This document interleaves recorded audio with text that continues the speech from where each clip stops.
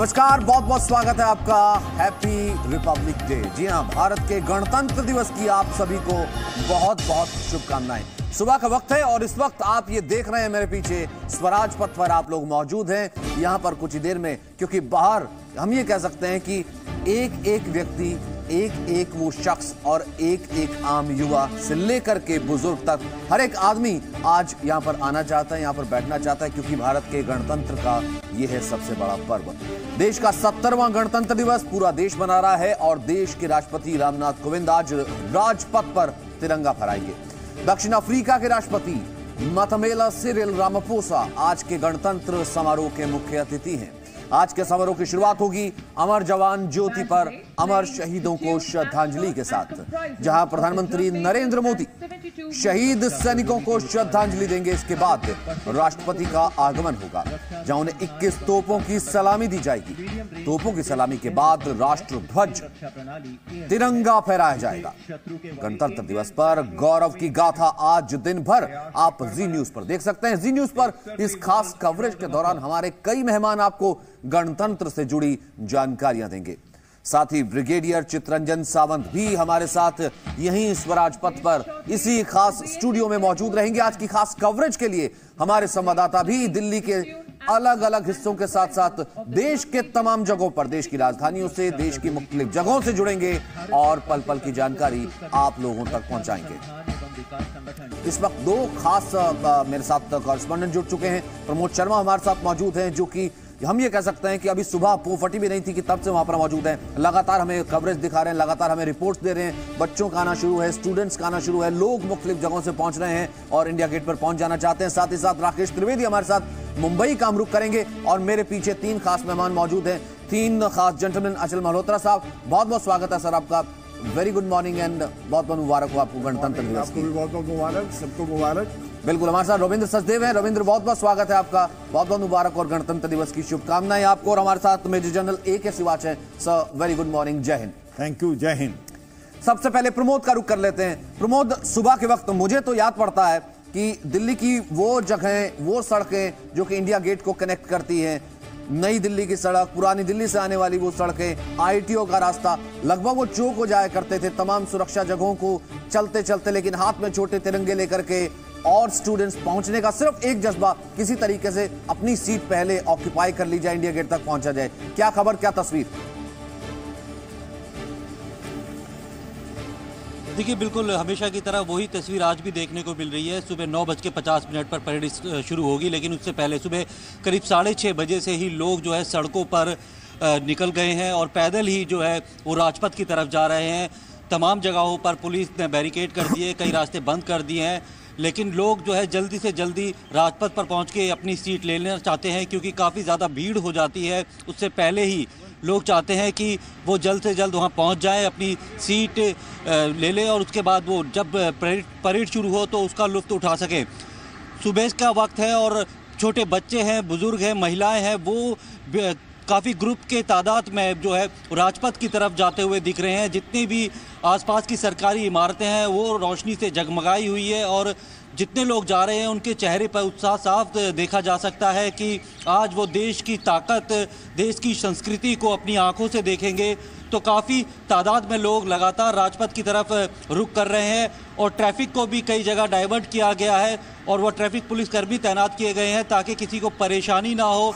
जो लोग जाना चाहते हैं, कई जगह की पार्किंग पहले ही इसके लिए बनाई गई है, उसके बारे में लोगों को जानकारी दी जा रही है। और साथ ही ये भी है कि लोगों को सिर्फ मोबाइल कैमरे के अलावा और कोई भी चीज़ अपने साथ ले आने की अनुमति नहीं है। इसलिए जो लोग अभी नहीं पहुंचे हैं तो इस बातों का खास ध्यान रखें कि मोबाइल कैमरे के अलावा वो अपनी अगर रिमोट कंट्रोल वाली जो गाड़ी की चाबी है उसे भी नहीं ले जाने दिया जाएगा, उसे भी पहले ही कहीं पे रखना पड़ेगा। तो ये सारे इंतज़ाम सुरक्षा की दृष्टि से किए गए हैं। करीब 25,000 जवानों को तैनात किया गया है। 250 से ज़्यादा CCTV कैमरे आसपास के पूरे इलाके में इंस्टॉल किए गए हैं।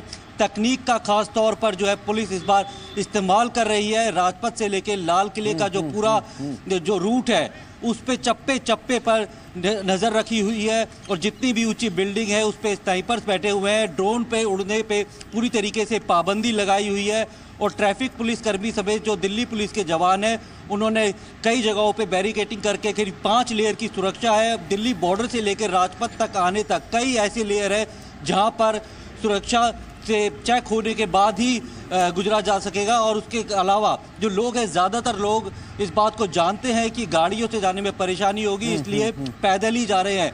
और कई जो राजपथ के आसपास के मेट्रो स्टेशन है वहां से एंट्री और एग्जिट पर भी पाबंदी लगा दी जाएगी। और ये हमने कहीं ना कहीं प्रमोद पिछले काफी सालों से देखा है कि जिसे कहते हैं कि पीपल्स फ्रेंडली बहुत कोशिश की जाती है। और पिछली बार भी पुलिस की तरफ से भी देखा, ट्रैफिक पुलिस की तरफ से भी देखा, एक कोऑर्डिनेशन बनाने की कोशिश की जाती है। पहले इन्फॉर्मेशन शेयर कर ली जाती है, कौन से मेट्रो स्टेशन बंद रहेंगे, कौन से खुले रहेंगे, आप कौन से रास्ते लीजिए, कौन से अवॉइड कीजिए, होर्डिंग्स दिखाए जाते हैं। और वही इस बार ऐसा है ताकि तभी हम सड़कों पर देख रहे हैं किस तरीके का कोई काओस नहीं होता है। और राकेश, मुंबई का क्या रुख है, क्योंकि मुंबई से भी बहुत सी ऐसी यादें हैं, बहुत सी ऐसी खासतौर से बातें जो कि इस बार के गणतंत्र में जुड़ने वाली हैं और मुंबई में भी एक खास कार्यक्रम बनने वाला। राकेश।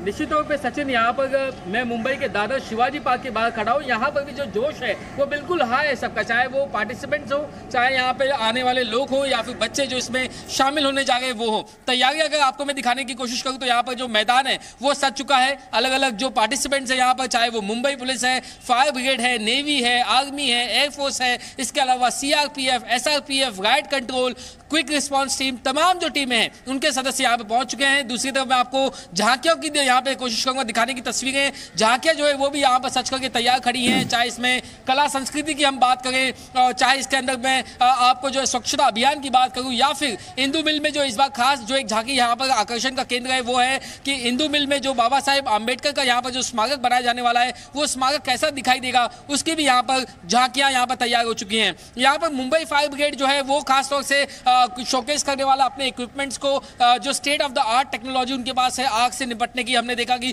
पिछले 1 साल में हमने सैकड़ों घटनाएं देखी मुंबई में आग लगने की, जिसमें कई सारी दर्दनाक मौतें हुई। तो उससे निपटने के लिए किस तरह की तैयारियां हैं नेवी के पास, आर्मी और एयरफोर्स के पास, कौन से इक्विपमेंट्स हैं, कैसे सरफेस टू एयर मिसाइल्स यहाँ पर है उनको यहाँ शोकेस किया जा रहा है। मुंबई पुलिस के डॉग स्क्वाड्स, बॉम्ब स्क्वाड्स, जो बैंड है, तमाम ये सारी चीजें जो यहाँ पर कह सकते हैं एक अपना कल्चर है उसे दिखाने की और उसे शोकेस करने की भी खास आज कोशिश रहने वाली है। और यही राकेश आपने कहा कि जिस जगह पर आप मौजूद है वहां से परेड निकलेगी। लेकिन अखिल साहब, यहां पर आज जो खास रहने वाला है, दक्षिण अफ्रीका के राष्ट्रपति हैं वो यहां पर चीफ गेस्ट गए हैं और खुद जिस वक्त G20 हुआ था उन्हें खास बुलाया था प्रधानमंत्री ने, क्योंकि थीम पहले से हमें पता था 150th एनिवर्सरी जो है वो आने वाली है राष्ट्रपिता की। और एक खास लगाव, एक खास जुड़ाव हमेशा दक्षिण अफ्रीका का रहा है। कुछ खास वो रंग आज थीम देखने को मिलेगी कम से कम। जी हाँ, बिल्कुल। देखिए, जो हमारे गणतंत्र दिवस पे जिसे भी मुख्य अतिथि के रूप में बुलाया जाता है तो पहले काफी होमवर्क किया जाता है। तो जिस भी कंट्री को बुलवा रहे हैं उसका हेड ऑफ स्टेट को, तो उससे हमारे रिश्ते कैसे हैं, ऐतिहासिक उसकी क्या कॉन्टेक्स्ट है, आने वाले समय में उसका क्या इम्पोर्टेंस होने वाली है, और साथ ही साथ कि जो जिस कंट्री के हेड ऑफ स्टेट को हम बुला रहे हैं उनकी तरफ से हमारे साथ रिश्तों को मजबूत करने में कितना इंटरेस्ट है। तो ये तो इसके एक हिस्टोरिकल और फ्यूचरिस्टिक पर्सपेक्टिव को देख के लिया जाता है। लेकिन साउथ अफ्रीका के कॉन्टेक्स्ट में जो इमीडिएट प्रीटेक्स्ट बहुत ही रेलेवेंट था वो 150th anniversary of Mahatma Gandhi और 100th birth anniversary of Nelson Mandela. तो ये बहुत ही एक हिस्टोरिकल लिंक है हमारे दो आइकॉनिक जो फिगर्स हैं इंटरनेशनल, और जो रोल उन्होंने हमारे दो देशों के संबंधों को मजबूत करने में प्ले किया है। तो इससे बढ़िया कोई ओकेजन हो नहीं सकती थी और इससे ज्यादा रेलेवेंट कोई कॉन्टेक्स्ट हो नहीं सकता था कि साउथ अफ्रीका के प्रेसिडेंट को यहाँ बुलाया जाए। ये दूसरी बार आ रहे हैं। इससे पहले साउथ अफ्रीका के नेल्सन मंडेला जो थे वो हमारे यहाँ मुख्य अतिथि के रूप में आए थे रिपब्लिक डे सेलिब्रेशंस में। तो मुझे लगता है कि ये बहुत ही बढ़िया इसने एक प्रीटेक्स्ट दिया हमें कि साउथ अफ्रीका के प्रेसिडेंट को बुलाया जाए और वो बहुत खुशी से आए। और जो हमारे रिश्तों की मजबूती के लिए आपने जैसा कि देखा, जॉइंट स्टेटमेंट हुई, बातचीत हुई, 3 साल का एक स्ट्रैटेजिक एग्रीमेंट, जो रोड मैप है अगले आने वाले 3 साल में किस दिशा में हम दो देशों के संबंधों को बढ़ाया जाएगा। तो वो भी साइन हुआ। एंड इनफैक्ट हमने एक और चीज भी देखी है कि the way the PM interact, मतलब कि पिछली बार भी हमने देखा जैसे साके सब राष्ट्राध्यक्षों को लेकर के आए, उससे पहले भी हमने देखा। अब जैसे कहते हैं कि खुद दिलचस्पी लेना, खुद लेकर के जाना, खुद चीजों को बताना, वो हमने देखा जब बराक ओबामा जब आए थे, वो एक खास जो है हम ये कहते हैं पर्सनल टच वो पीएम मोदी ने खास तौर पर दिखा कि बैठ रहे हैं, बता रहे हैं सामने कौन सी चीज जा रही है। This is what this Republic day parade जिसे कहते हैं उत्सुकता इज ऑल अबाउट। डेफिनेटली एक सेलिब्रेशन है और प्राइम मिनिस्टर डेफिनेटली उसमें पूरा पार्टिसिपेट करते हैं पूरी स्पिरिट के साथ। तो आई थिंक वो सेलिब्रेशन में और भी मजा आ जाता है। जो पार्टिसिपेट कर रहे हैं वो उस स्पिरिट के साथ पार्टिसिपेट करें उस चीज को प्रमोट करने में। एंड डेफिनेटली ये तो एक दुनिया की स्पेक्टेकल है, बड़ी अनयूजुअल यूनिक स्पेक्टेकल है जो हमारी रिपब्लिक डे परेड होती है। मिलिट्री माइट, कल्चर, डाइवर्सिटी, इन दोनों का जो मिक्स होके जो विजुअल्स जाते हैं दुनिया में बहुत ही रेयर, आई थिंक ऐसी कोई और नहीं है। चाइना में होती है कुछ परेड्स, बढ़ते हैं मोस्टली मिलिट्री, रशिया में होती थी मिलिट्री मोस्टली, और अब दुनिया में इस तरह की परेड्स कम हो गई हैं। भारत की फिर भी बहुत बड़ी जा रही है। ट्रंप साहब चाहते थे ऐसी परेड करना अमेरिका में, बट वो नहीं कर पाए because of multiple reasons. But coming back to South Africa, South Africa एक बहुत बड़ा और फैक्टर है हमारे साथ, हमारा डायस्पोरा। साउथ अफ्रीका का जो रिलेशन है भारत के साथ बहुत पुराना, और हमारे बहुत लार्ज नंबर में इंडियन ओरिजिन के लोग जो वहां रहते हैं वो भी एक बड़ा यूनिक लिंक है। तभी तो गांधी जी वहां से जब वापस आए वो एक स्पेशल बन गया, क्योंकि डायस्पोरा के ही थे, वो भी वहां पे अपना लॉ प्रैक्टिस कर रहे थे। बिल्कुल। एंड देन ऑब्वियसली एज अचल साहब कह रहे थे, and as we understand Mandela, Gandhi ji, ये मैसेजेस हैं। तो आई थिंक दुनिया में आज की तारीख में हमेशा ही वैसे भी हमें इन चीजों को, इन वैल्यूज को रिमेंबर करना चाहिए, सेलिब्रेट करना चाहिए। तो ये एक उस तरह का पर्व है, एक फेस्टिवल, एक मौका है रीइंफोर्स करने का उन वैल्यूज। और मेरे लिए पता है कई बार क्या लगता है रविंदर साहब, मैं अभी शिवाज साहब, मैं अभी परसों तक, इवन कल तक मैं कुंभ में था, और कुंभ ऐसा है कि जैसे इंडिया को समझने का एक तरीका, जैसे कहते हैं डाइवर्सिटी, विविधता में एकता का पर्व कुंभ, मुझे ऐसा लगता है गणतंत्र कुछ वैसा ही पूरे भारत का कुंभ है। कि यूजुअली क्या होता है वहां पर साधु आपको देखने को मिलते हैं, वैसे लोग जो कि आप यूजुअली इंटरेक्ट नहीं करते हैं आम लोगों से। यहां पर ऐसा है कि फौज को आप एक आम व्यक्ति के लिए वैसे सिर्फ उसके लिए उत्सुकता का विषय वैसे वो नहीं दिखता है, वो ऐसे जर्नल्स को, कर्नल्स को, हमारे पास क्या साजो सामान है वैसे नहीं दिखता है। यहां पर आपको संस्कृति भी दिख रही है, आपको फोर्सेस भी दिख रही है, और यही शायद इस वक्त को हर साल रिपब्लिक डे को इतना ज्यादा यूं कहते हैं कि हाई पॉइंट बनाता है, इतना खास बनाता है। शिवाज साहब बिल्कुल आपने ठीक बोला। देखो ये एक आपको समझने की कोशिश करनी पड़ेगी, जब भारत देश आजाद हुआ था 15 अगस्त 1947 में, तो उसके बाद हम रिपब्लिक नहीं थे उस टाइम। उस टाइम हम अंग्रेजों का जो गवर्नर जनरल लिया, तो उस टाइम डिसाइड किया गया कि भाई 27 अगस्त को कि हमारे पास रिपब्लिक के लिए कॉन्स्टिट्यूशन बनानी है, और उसकी ड्राफ्टिंग के लिए डॉक्टर बी आर अम्बेडकर को ये जिम्मेवारी दी। उन्होंने करीब 2 साल लगाए, और उसके बाद उन्होंने अपना कॉन्स्टिट्यूशन बनाया, जो कि 29 नवंबर 1949 में तैयार हो गया था। और उसके बाद इसके तैयार होने के बाद ये जो था अप्रूव हुआ 26 जनवरी 1950 में। उसका महत्व है, क्यों 26 जनवरी 1950 में? क्योंकि 26 जनवरी 1930 में इंडियन नेशनल कांग्रेस ने पूरा स्वराज का नारा लगाया था, कोई पूरा जो कि फुल इंडिपेंडेंस। तो उसका महत्व था, इसलिए इसको डिले करके 26 जनवरी 1950 को किया गया। ये बताने की जरूरी है क्योंकि लोगों को पता चले। दूसरी बड़ी एक महत्व की बात है कि ये असेंबली थी पहले, उसमें 2 कॉन्स्टिट्यूशन बनाए, हिंदी और इंग्लिश के। असेंबली के जितने मेंबर थे उन्होंने 24 जनवरी 1950 को साइन कर दिए थे। तो 26 जनवरी 1950 में भारत गणतंत्र बना, रिपब्लिक बना, और इसी प्रकार डॉक्टर राजेंद्र प्रसाद हमारे पहले राष्ट्रपति बने। और जो तो उसी के साथ जैसे ही भारत गणतंत्र बन गया, रिपब्लिक बन गया, तो जरूरी है आप पूरे वर्ल्ड को दिखाएं कि आपके अंदर क्या ताकत है, क्या आपके अंदर यूनिटी है डाइवर्सिटी में। तो ये परेड स्टार्ट हुई। जो पहले 5 साल जो परेड थी वो राजपथ में नहीं हुई, ये बड़ी कमाल की बात है। यहां हुई इरविन पार्क में, उसके बाद रामलीला, रेड फोर्ट और किंग्सवे, और उसके बाद 1955 में पहली बार राजपथ हुई। यह भी एक बड़ी कमाल की बात है कि क्या यह नहीं मालूम होगा दर्शकों को कि पाकिस्तान के भी हेड जो हैं 2 बार इंडिया में आए, 2 बार इंडिया में वो बताता हूं। 1955 में जो है मलिक गुलाम मोहम्मद, वो जो गवर्नर जनरल थे पाकिस्तान के, वो आए थे स्टेट गेस्ट बन के, और उसके बाद वो एक 1965 में आए। आपको कि 65 में तो लड़ाई हुई थी। ये जनवरी की बात है जब आए थे उनके food and agriculture minister Abdul Rahim, Rana Abdul Rahim आए थे। और उसके बाद फिर ये तो पता ही है सितंबर 1965 में हमारा युद्ध हुआ था।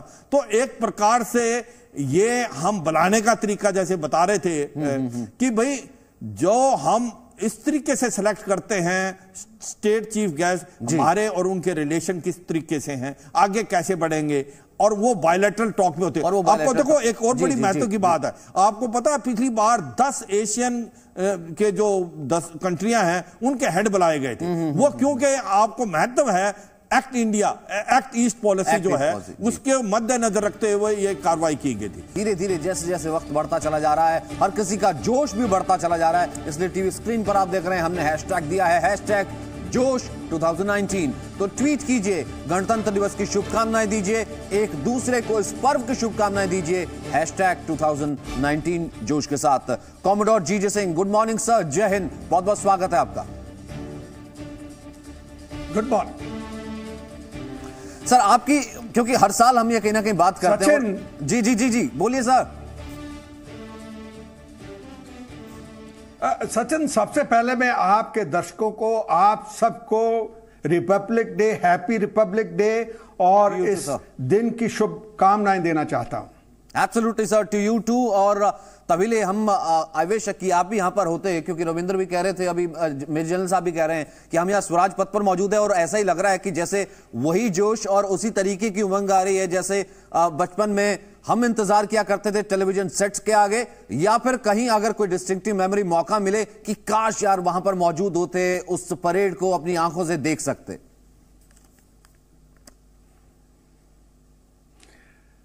बिल्कुल, हम भी ये चाहते हैं, मगर जैसे आपके गेस्टों ने पहले काफी इस रिपब्लिक डे के ऊपर अपना जो विचार रखे हैं, मैं एक चीज आपको बताना चाहता हूं कि ये रिपब्लिक डे जो है, ये रिपब्लिक डे का मूल मंत्र क्या है, ये देश हमारा किस नींव पत्थर ऊपर खड़ा हुआ है, ये हमारा देश कैसे चल रहा है, वो कॉन्स्टिट्यूशन जो है वो हमने आज के दिन, जैसे कि सबसे पहले लाइन हमारी कॉन्स्टिट्यूशन की कहती है that we the people of India have solemnly resolved to constitute India into sovereign democratic republic of India and to secure all citizens justice, equality, fraternity और जिसे कहते हैं लिबर्टी।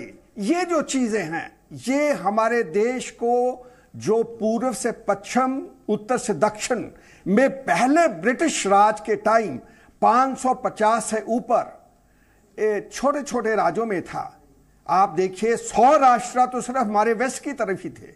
तो इन सबको जोड़ के हम एक कॉन्स्टिट्यूशन के नीचे आ गए, जो हमारा आज एक जिसे कह सकते हैं ग्रंथ है और एक हमारा गाइड पोस्ट है, जिसके साथ हम इस देश को पिछले 70 सालों से चला के रखा हुआ है कि सभी जो लोग हैं वो एक हैं और इस मूल मंत्र के ऊपर टिके हुए हैं। तो मैं समझता हूं हमारे देश की उन्नति, हमारे देश की तरक्की, जो आज हम एक दुनिया के अंदर एक पावर बन चुके हैं, एक हम जो रिपब्लिक डे को अपनी military might and muscle project करते हैं, वो इसी मूल मंत्र का, इसी कॉन्स्टिट्यूशन का जो हमें बाबा साहब बी आर अंबेडकर साहब ने दिया और जो हमने अपने ऊपर लागू किया 26 जनवरी 1950 को, जैसे जनरल साहब बता रहे थे। मैं कहता हूं ये एक ऐसा मौका है कि हमें वो सब चीजों को याद रखना चाहिए, एक बार फिर अपने मन के अंदर, अपने ध्यान के अंदर उसको याद करना चाहिए। ये ऐसा शुभ दिन है, एक ऐसा मैं समझता हूं कि एक और ये शायद तभी लिए कि 70 साल हो गए, यानी कि हम 70 साल इस कॉन्स्टिट्यूशन को हो गए, और ये तभी लिए पूरी दुनिया को बताता है कि ये होली बुक हमारे लिए कितनी ज्यादा सुप्रीम है, कि यहां पर एक पार्टी नहीं है, एक नेता नहीं है, एक सरकार नहीं है, लोग आते हैं जाते हैं, बट एक कॉन्स्टिट्यूशन में नेशन कैसे डेवलप करता है वो शायद इस कॉन्स्टिट्यूशन में सब, यही इसकी सबसे बड़ी पावर है शायद। बिल्कुल, देखिए पिछले 70 साल में हमने इस कॉन्स्टिट्यूशन को बदलते हुए आवाम परिस्थितियों के हिसाब से डेफिनेटली अमेंड किया है और जरूर करना भी चाहिए, so as to reflect the reality. Exactly. लेकिन हकीकत यह है कि एक जो इसका बेसिक स्ट्रक्चर है, आज दुनिया का सबसे डाइवर्स कल्चरली, रिलीजियसली, लिंग्विस्टिकली इतना बड़ा 120 करोड़ का देश, और शुरू से लेकर अब तक हमने जो इसकी डेमोक्रेसी, ट्रांसपेरेंसी और इस सब परंपरा को बना के रखा है। और जब हम अपने पड़ोस में नजर मार के देखिए कि वहां कितने उथाल पुथाल, कितना उतार चढ़ाव आए हैं, कभी डिक्टेटरशिप तो कभी एक क्राइसिस तो कभी दूसरा क्राइसिस। 120 करोड़ लोग, अलग अलग रिलीजन्स, अलग अलग भाषा बोलने वाले, अलग अलग खाना खाने वाले, इतनी बड़ी डाइवर्सिटी, इतनी बड़ा एक इस कॉन्स्टिट्यूशन के अम्ब्रेला में। स्ट्रेंथ क्या लगती है? अगर मैं वैसे बीच में ये बात आप कर रहे हैं तो मुझे कहीं ना कहीं कई बार ये बाहर से कई बार विदेशी आते हैं या फिर कोई और राष्ट्राध्यक्ष भी आते हैं, वो आपस में पूछते हैं। मैं आप तीनों से 30-30 सेकंड में जानना चाहूंगा, इस कंट्री की सबसे बड़ी स्ट्रेंथ क्या है सर? इससे बड़ा हम ये कह सकते हैं कि इससे विरल कंट्री नहीं है, इससे डाइवर्स कंट्री नहीं है। साउथ से लेकर के नॉर्थ चले जाइए, एक दूसरे को पहचानना छोड़, एक दूसरे की भाषा समझने वाले लोग नहीं मिलते, फिर भी एक है, एक एम्बलम में। ये है क्या जोड़ के रखता है? जो बस यही तो मिस्ट्री है। अब मैं जब यूरोप में पोस्टेड था, यूरोपियन यूनियन ने कहा कि देखिए अब 29 कंट्रीज हैं, हम स्ट्रगल कर रहे हैं एक साथ आके एक आइडेंटिटी बनाने के लिए। आप कब से 29 स्टेट्स हो, 29 प्रोविंसेस हो, आप ऑटोमेटिकली बन गए हो। ना सिर्फ बन गए हो, सर्वाइव भी कर रहे हो, क्या लगता है आपको, थ्राइव भी कर रहे हो। क्या है? आई थिंक ऑफ कोर्स सारे फैक्टर्स हैं, बट कोर में शायद हमारी philosophy of live and let live. ये जो हम इतनी वैरायटी, इतनी डाइवर्सिटी की जो जैसे हम बात कर रहे हैं, हम सब आपस में को एग्जिस्ट करते हैं। जो भी नया भी आता है, I mean before even our independence, जो हमारी हिस्ट्री आप देखिए, राइट, हमारी जो सिविलाइजेशन है, आई थिंक उसकी स्ट्रेंथ है टू अब्सॉर्ब थिंग्स, इवॉल्व होते रहना, and live and let live, को एग्जिस्ट टुगेदर। कश्मीर से कन्याकुमारी तक इतनी डाइवर्सिटी, इतना सब कुछ जिसे कहते हैं अलग है, अलग एक दूसरे से, फिर भी कह सकते हैं कि एक दूसरे से क्लैश नहीं करता है। क्या सबसे बड़ी स्ट्रेंथ है मेजन? देखो, यूनिटी इन डाइवर्सिटी, और एक ये गुलदस्ता है, इसके अंदर विभिन्न भिन्न फूल हैं और सब मिलके रहते हैं। और ये देखो, ये चीज दिखलाता है भारत की सेना। भारत की सेना में आप देखो, हर रिलीजन का, हर कास्ट का, हर ओहदे का जवान है, मगर उनका एक ही एम है, देश के लिए लड़ना, देश की सुरक्षा करना। तो कहीं ना कहीं पूरा जो देश है ना, ये एक महत्व है कि हमारा देश, हम अपने देश के लिए कुछ करेंगे, कुछ कर रहे हैं। तो ये एक जो बहुत बड़ी चीज है कि हमारे को बांध के रखती है। एग्जैक्टली। और हम चाहते हैं कि भाई किसी कहीं भी हो, हम अपने देश की सेवा करें। बिल्कुल, वो जो फील है ना, वो जो फील है कि हम सब बहुत अलग देश है, हम एक हैं, वो एका कहीं ना कहीं बिल्कुल अलग होते हुए भी हम सबको एक करके रखता है। वहीं भारतीय वायुसेना का जिक्र कर लेते हैं। भारतीय वायुसेना की ताकत, जांबाजी और पराक्रम में उसका आज भी कोई सानी नहीं है। कहें तो यह है कि दुनिया के शक्तिशाली देशों की वायुसेनाओं में से किसी भी तरह से यह कम नहीं है। 26 जनवरी को दुनिया के सबसे घातक एयरप्लेन अपना कमाल दिखाएंगे। खैर, किसी के लिए लड़ाकू विमानों का फ्लाई पोस्ट जो है वो सबसे फ्लाई पास जो है वो सबसे अट्रैक्शन का केंद्र होता है। किसी के लिए वो मोटरसाइकिल सवार जिस वक्त आते हैं वो होता है, या फिर जब स्टेट्स की झांकियां आती है, राज्यों की झांकियां आती है, वो अट्रैक्शन सबसे बड़ा होता है। हर एक के लिए अपनी अपनी चीज होती है, लेकिन अपने आप में, जैसा कि मेजर जनरल सिवाज कह रहे थे, ये गुलदस्ता है जिसके फूलों की जो खुशबू है हर कोई अलग तरीके से नजर आती है। रुक कर लेते हैं, प्रमोद हमारे साथ मौजूद हैं। प्रमोद, इस वक्त धीरे धीरे जैसे जैसे सुबह बढ़ती चली जा रही है, हर एक किसी का इंतजार यही हो रहा है कि कब रिपब्लिक डे परेड होती है, कब अमर जवान ज्योति पर पहुंचा जाता है, जवान शहीदों को श्रद्धांजलि दी जाती है, और उसके बाद इस परेड की शुरुआत होगी। आप इस वक्त कहां पर मौजूद हैं? क्या तस्वीर और साझा कर सकते हैं? देखिए, इस वक्त मैं मंडी हाउस के राउंड अबाउट पे मौजूद हूँ और यहाँ से काफ़ी सारे लोग जो हैं वो राजपथ की तरफ जा रहे हैं, आईटीओ की तरफ से आकर राजपथ की तरफ जा रहे हैं। और साथ ही साथ जो लोग राजपथ पे ना जाकर देख नहीं पाते हैं अगर परेड को, तो वो ज़्यादातर आईटीओ पे या फिर दरियागंज के इधर दिल्ली गेट पर खड़े होते हैं, क्योंकि इस पूरे रूट से होकर परेड जाती है। जो झांकियाँ हैं वो जाएंगी तो उसे बेहद करीब से देखने का मौका लोगों को मिलता है जो आईटीओ पे खड़े हो जाते हैं। और पुलिस ने भी उन लोगों को वहाँ पर खड़े होने की अनुमति दी होती है। और जब परेड स्टार्ट होगी और जिस रूट से जाएगी, उस वक्त जो पूरा रास्ता है उसे बंद कर दिया जाएगा। फिलहाल लोग जो है वो काफ़ी संख्या में राजपथ की ओर जा रहे हैं, पहले ही अपनी सीट ले लेना चाहते हैं। और बाकी जो लोग हैं जिनको देखने को नहीं मिलती, वो अपने बाकी जो रास्ता है जहाँ से परेड होकर गुजरेगी वहाँ पर खड़े हो जाते हैं और काफ़ी करीब से देखते हैं। आमतौर पर देखा गया है कि ज़्यादातर लोग ITO पे या दिल्ली गेट या मौलाना आज़ाद मेडिकल कॉलेज के साथ जितनी भी ये रास्ता है यहाँ पर खड़े हो जाते हैं। और क्योंकि ये राष्ट्र पर्व है इसलिए पुलिस या जो भी सुरक्षा एजेंसी है वो किसी को नहीं रोकती, क्योंकि सब इस मौके का लुत्फ उठाना चाहते हैं। वो तमाम देश की शक्ति और जो संस्कृति कला है उसे बहुत ही बारीकी से देखना चाहते हैं। और साथ में जो वायुसेना के ऊपर इस बार जो फाइटर प्लेन है, जब गांधी थीम रखा गया है तो इस बार 16 से ऊपर झांकी है, जो कि खासतौर से गांधी जी के जीवन को दर्शाती हुई, गांधी जी को बताती हुई, गांधी जी के आदर्शों को दिखाती हुई वो भी यहाँ पर जुड़ेंगी। और उनके जो तमाम संस्थान हैं गांधी जी से जुड़े हुए, फाउंडेशन से जुड़े हुए, वो भी हम इस राजपथ में देखने को मिलेंगी। और खासतौर पर अगर मैं थोड़ा सा आपको पीछे ले जाना चाहूँ, याद आती है आपको कि अगर बचपन में वापस देखना चाहें कि व्हाट्स अ डिस्टिंक्टिव मेमोरी, कि छोटे होते को याद आता हो कि जल्दी उठ जाया करते थे या फिर परेड देख रही है या आपने हिस्सा लिया हो, ऐसी कुछ जो शेयर करना चाहेंगे हमारे फ्रेंड्स के साथ? सचिन, बिल्कुल। मैं तो born and brought up Delhi में ही हुआ हूँ और शंकर रोड राजेंद्र नगर पे हमारा एंसेस्ट्रल घर था। वॉकिंग डिस्टेंस है इंडिया गेट वहाँ से। एग्जैक्टली। एंड हमारे बचपन के दिनों में कोई ऐसी सिक्योरिटी और उस तरह का कोई समस्या नहीं हुआ करती थी। तो हम तो सुबह 3:30-4 बजे के आसपास उठा करते थे और हमारे दूसरे दोस्त रिश्तेदार, जो हमारा घर शायद सबसे नज़दीक पड़ता था इंडिया गेट से, तो उनका पहले स्टॉप ओवर हमारे यहाँ हुआ करता था। फिर हम एक ग्रुप बना के पैदल वॉक करते हुए जाते थे। अच्छा। राजेंद्र नगर शंकर रोड से होते हुए इंडिया गेट पे, और कोई टिकट नहीं थी, फ्री फॉर ऑल था और सब अपना अपना पिकनिक बास्केट्स लेके जाया करते थे। And we really used to look forward to this day. ये एक इतना बड़ा फेस्टिवल था जिसमें देयर वाज एब्सोल्युटली, जो आपकी पॉकेट पे कोई वो बर्डन नहीं था, and it was a celebration. और इतनी प्राइड, कलरफुल प्राइड, फिर उस समय जो एक उत्सुकता जागती थी अपने देश के इतिहास के बारे में जानने में, कि ये है क्या, ये चीज क्या है। और फिर वो अलग अलग प्रांत से लोग आते हैं, फिर उसके बारे में।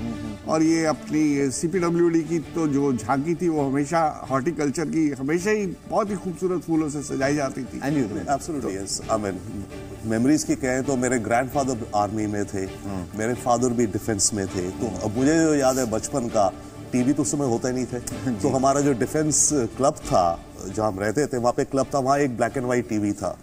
तो सब के सब एग्जैक्टली वहाँ इकट्ठे होते। ऑफ कोर्स जहाँ फैक्ट्री, जो डिफेंस फैक्ट्री थी जहाँ हमारे फादर थे, वहाँ तो उनका अपना ऑफिशियल फंक्शन होता था। बट इस टीवी को देखने के लिए हम सारी फैमिलीज, हम सारे बच्चे उस क्लब में इकट्ठा होते थे और एक रियल सेलिब्रेशन, यू नो, एक दुनिया की हमें झलक दिखती थी। बचपन की अगर हम बात करें, उस समय में दुनिया का पता थोड़ी होता था। एग्जैक्टली, बहुत प्राइड और इतने कलर्स, इतनी विविधता, मतलब बहुत रीइंफोर्स होती थी। आज के जमाने में तो आप दुनिया को सब जानते हैं, बट अगर हम 30-40 साल की पहले की बात करें तो हमें दुनिया की विंडो नहीं मिलती थी कोई।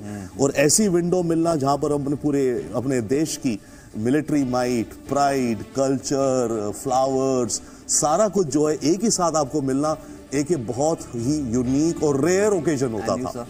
देखो, ये दो राय नहीं कि इसको देखने के लिए हर एक भारतीय का दिल करता है कि 26 जनवरी को देखें। हो सके तो दिल्ली आके देखें, अगर नहीं आ सके तो आप टेलीविजन में देखें। हम सैनिक स्कूल कुंजपुरा में थे तो अपने स्कूल में देखते थे, और सबसे जरूरी चीज थी, क्योंकि वहीं से हमारी ये मतलब था कि हमने फौज ज्वाइन करनी है।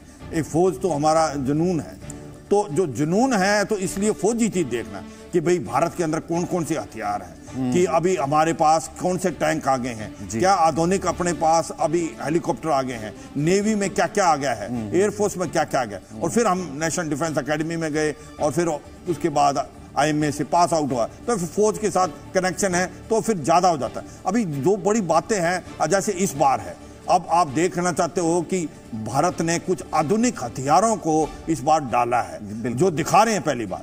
क्योंकि आपको पता है बोफर्स गन के बाद भारत में 30 साल से गन नहीं आई है। अब आ रही है M777 लाइट वेट हाउजर जो आ रही है अमेरिका से, और वो देखने लायक है। मुझे एक रिपोर्ट दर्शकों को दिखानी है, मुझे एक रिपोर्ट दर्शकों को दिखानी है, उसके बाद मैं इस पहलू पर आऊंगा, क्योंकि जाहिर सी बात है आपको बताना चाहूंगा। बिल्कुल, मैं और दर्शक भी जानना चाह रहे हैं। आपने कहा कि और ये बहुत उत्सुकता एक जिसे कहते हैं जर्नलिज्म स्टूडेंट्स को कारण, और डिफेंस जर्नलिज्म जो करते हैं खासतौर से बहुत उत्सुकता रहती है कि क्या कुछ ऐड ऑन हुआ है, हमारी स्ट्रेंथ कैसे बढ़ी है। आप ऐड ऑन करना चाह रहे थे इस बार, क्या क्या खास हाईलाइट्स हैं हमारे खासतौर से डिफेंस को लेकर के, वो बताइए सर। देखो, मैं जैसे बता रहा था आपको कि कुछ एक हथियार, जो आधुनिक हथियार भारत ने अभी लिए हैं, वो दिखाए जाएंगे। जैसे आपको पता है कि बोफोर्स गन के बाद हमारे आर्टिलरी के लिए 30 साल तक कोई गन नहीं आई थी।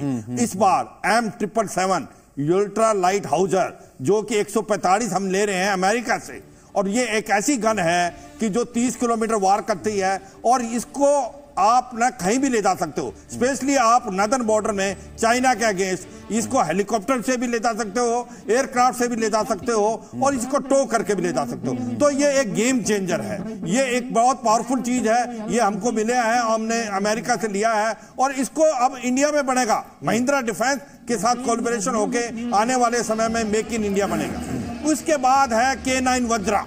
आपको पता है कि जैसे आपके वेस्टर्न सेक्टर में हमारे पास मैकेनाइज्ड ट्रुप्स हैं, पर हमारी जो आर्टी थी वो पीछे रह गई थी, वो उनके पास मैचिंग स्पीड नहीं थी, वो जो थे व्हील पे चलती थी, ट्रैक हमें चाहिए थी। इसी प्रकार से हमने K9 वज्रा 100 लिए साउथ कोरिया से, और इसको L&T मिलके खुद बनाएगी इंडिया में। 10 जो हैं वो आएंगे साउथ कोरिया से, अगले 40 और 50 जो 2-1 साल में आ जाने हैं, और वो भारत के अंदर ही बनेंगे। तो एक बहुत बड़ी बात है, ट्रैक वाली है ये K9 वज्रा, एक बहुत बड़ी गन है जो 40 किलोमीटर तक वार कर सकती है, और 70 से 80 किलोमीटर की स्पीड से चल सकती है। इसका मतलब टैंकों के साथ चल सकती है, यही तो इसकी खुसूसियत है, और ये आने वाले समय में भारत इसको बनाएगा। इसके साथ आपको पता है कि हमने चिनूक हेलीकॉप्टर लिए हैं, जो कि एक अमेरिका से लिए हैं, और जो कि भारी सामान ले जा सकते हैं, वो जो है हमने 22 लिए हैं। इसी के प्रकार अटैक हेप्टर लिए हैं, अपचे जो अटैक हेप्टर लिए हैं वो 22 हैं, और चिनूक 15 ही हैं। तो अटैक हेप्टर वो एयरफोर्स में भी आ रहे हैं और आर्मी में भी आ रहे हैं। एक बड़ी बात है, क्योंकि ये बार डिमांड थी भारत की सेना की कि भाई जब टैंक लड़ाई लड़ते हैं तो आपको जो एयर सपोर्ट है वो बिल्कुल क्लोज चाहिए। तो इस प्रकार से इस बार जो है आपसे भारत की सेना को भी मिलेंगे, जो कि कहते हैं हवा में टैंक चलेगा।